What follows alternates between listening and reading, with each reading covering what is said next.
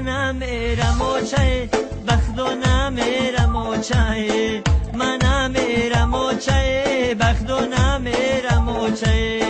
اولی مردم خوردیم ناچار میرم و چه آرد و روغن خوردیم ناچار میرم و چه شیشتگی بودیم بچه هکا در کوچه آوازش شد که بخه بچه ابلم قپی چیکار کنم آچه منم میرم و چه بخت و نمیرم و چه منم میرم و چه بخت و نمیرم و چه ابلم قپی دای من و چور میرم و چه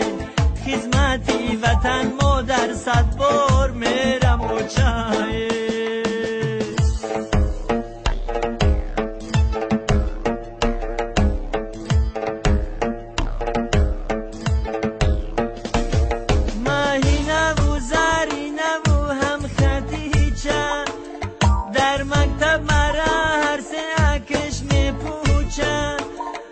مجبور نکنه نمیخونم اوچه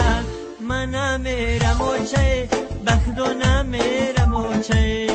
مکتب نمیفورم و نوچور میرم اوچه منم میرم اوچه بخت و نمیرم اوچه مکتب نمیفورم و نوچور میرم اوچه 18 سری سال خونه توانی کردم ای شاتی آچم خلکتگی کردم آچه نکنیز خونه تا خالی کردم منم میرم آچه بخت و نمیرم آچه منم میرم آچه بخت و نمیرم آچه ابلا من قبیله من فرخور میرم آچه ایلاج ندارم دیگه نوچور میرم و چه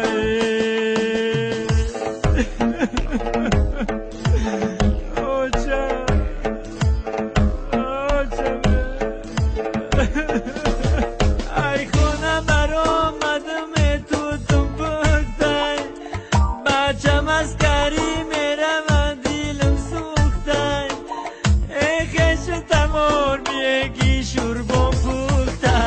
منم میرم و چه بخت و نمیرم و چه ایلاج ندارم دیگه نوچور میرم و چه منم میرم و چه بخت و نمیرم و چه